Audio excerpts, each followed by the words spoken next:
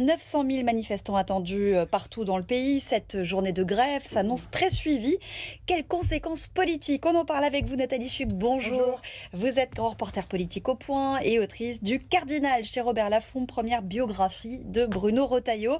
Le ministre de l'Intérieur démissionnaire est en première ligne, on va en parler. Mais d'abord, 2 ans après l'échec, on peut le dire, de la mobilisation contre la réforme des retraites, cette journée, est-ce qu'elle peut remobiliser les syndicats? Est-ce que ça peut être le début d'un nouveau mouvement type Gilets jaunes? En tout cas, c'est clairement un mouvement de revanche sociale post-réforme des retraites, puis post aussi quand même élection qu'on avait eue suite à la dissolution, puisque les Français ont le sentiment de s'être exprimés dans les urnes et de ne pas avoir forcément été entendus par la classe politique. Donc on peut imaginer qu'il va y avoir beaucoup de monde, d'autant plus que c'est une mobilisation qui a été chauffée à blanc tout l'été, avec les annonces qui sont certes caduques pour partie de François Bayrou, sur la réduction de la dette, du déficit, et notamment ces fameux 2 jours fériés qui ont fortement agacé les partenaires sociaux. Mais on peut comparer avec la semaine dernière et le mouvement Bloquons Tout. Alors c'était différent, mais qui n'a pas forcément mobilisé énormément de Français dans la rue. Là, on est sur complètement autre chose.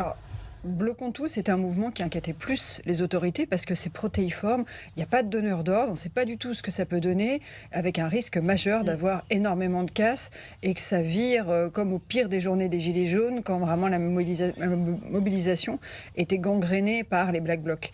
Là aujourd'hui, c'est beaucoup plus encadré, c'est beaucoup plus classique, le fleuve social, j'allais dire, revient dans son lit, les partenaires sociaux savent canaliser. Après, l'énorme crainte, et d'ailleurs c'est tout le sens du télégramme qui a été envoyé au préfet par Bruno Retailleau, dire il faut absolument qu'on exfiltre très tôt les casseurs éventuels des cortèges pour ne pas abîmer la mobilisation. Le ministre de l'Intérieur est donc en première ligne. Il joue quoi politiquement, lui, sur cette journée, Bruno Retailleau? Alors, évidemment, il ne faut pas se rater. Quand on est ministre démissionnaire de l'Intérieur, se retrouver avec de la casse et éventuellement quelques concurrents politiques qui mettraient en cause votre bilan, ça n'est pas bon. Non, après, je pense que c'est purement une question d'ordre. Vous vous souvenez, dimanche, là, il fait tracer 1 an à Beauvau exactement, et vous vous souvenez de ce discours martial quand il était arrivé, l'ordre, l'ordre, l'ordre, voilà. Il ne s'agit pas d'être pris en défaut. Si la mobilisation est canalisée. Oui. Oui. Je galère un peu. Si les violences sont absentes ou très limitées, est-ce que ce sera clairement une victoire politique pour lui? Et qu'est-ce que ça peut, en quoi ça peut compter sur son avenir? Alors, comme la jauge a été mise très haute, 800 000, 900 000, on peut imaginer qu'il y a un petit peu de manip sur les chiffres éventuellement, de façon à pouvoir dire que si jamais c'était, 600 000, ça serait un échec. Pourquoi? Parce que cette journée de mobilisation, en fait, elle est fondamentale pour l'exécutif, qui est en train de constituer son gouvernement, qui est en train de discuter sur le budget. Et vous imaginez bien que si on a beaucoup de gens dans les rues aujourd'hui, ça va aider potentiellement la gauche à faire pression sur Sébastien Lecornu pour obtenir des concessions beaucoup plus importantes sur le champ social. C'est ça, il sera obligé, si jamais il y a une mobilisation forte, de faire des annonces, de nouvelles annonces. Il sera obligé, mais ça donnera d'autant plus de poids dans la discussion et la négociation à Olivier Faure, Boris Vallaud, pour obtenir qui un nouvel ISF, qui une suppression de la dernière réforme de l'assurance chômage. Ça peut faire grimper les enchères assez haut. Mais surtout que le Parti socialiste a manifestement le vent dans le dos. Si on en croit l'étude d'opinion commandée par le PS à l'IFOP. Commandée par le PS, comme vous dites. Je le précise, les Français soutiennent les mesures proposées dans le contre-budget du Parti socialiste. Évidemment que si vous posez la question aujourd'hui, si vous faites un référendum demain pour proposer aux Français de revenir à 60-62 ans, je pense qu'on connaît à peu près le résultat. Mais oui, ils ont dans le vent dans le dos pour une question d'arithmétique parlementaire toute simple. Sans les 66 députés du PS, ça ne peut pas voler le futur gouvernement. Il faut absolument qu'il s'engage à minima à ne pas censurer. Après, il y a un jeu de poker menteur dans la classe politique. C'est-à-dire que si le Parti socialiste demain se retrouve sur un vote de censure, il y a un très gros risque que le parti se divise. Et je pense qu'ils n'ont pas du tout envie non plus, eux, qu'on voit apparaître cette fissure. Il y en a un qui reste très silencieux ces jours-ci, c'est Emmanuel Macron. Il avait prévu de s'adresser aux Français, il me semble bien, au moment de la nomination du Premier ministre. Il ne l'a pas fait. Comment on explique ce silence? C'est vrai que l'hypothèse avait été évoquée au moment de la sortie de François Bayrou, qui s'exprime devant les Français pour expliquer ce qui se passait. Et en fait, je pense que si j'avais été son conseiller, j'aurais dit de ne pas parler, effectivement, parce qu'un des catalyseurs de la colère du jour, c'est Emmanuel Macron. C'est la figure, j'allais dire, du roi monarchique. Vous savez qu'on a on en a une tradition éruptive dans ce pays.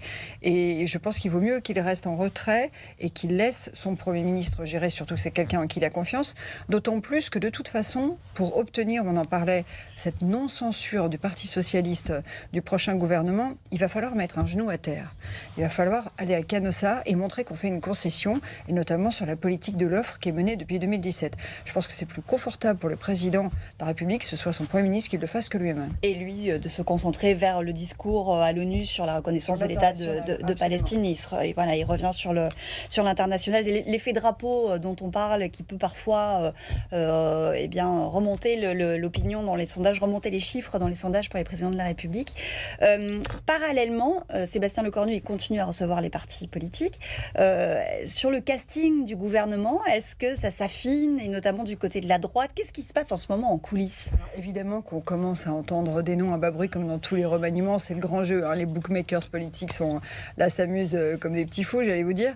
On imagine que Bruno Retailleau va rester, même s'il lui fait aussi monter les enchères en mettant non pas des lignes rouges, mais des conditions en disant on ne pourra pas rester, évidemment, s'il s'agit de remettre un impôt sur les grandes fortunes, ça va être extrêmement compliqué. Enfin, tout dépendra de la forme, puisque la droite elle-même sait très bien qu'il faudra faire une concession au Parti socialiste. Mais en fait, le jeu, c'est moins les noms en ce moment que pour faire quoi. C'est-à-dire qu'on est en train de changer un petit peu de modèle, on s'adapte à ce qui se fait un peu partout ailleurs en Europe, et là on commence à discuter de quoi, évidemment, en coulisses.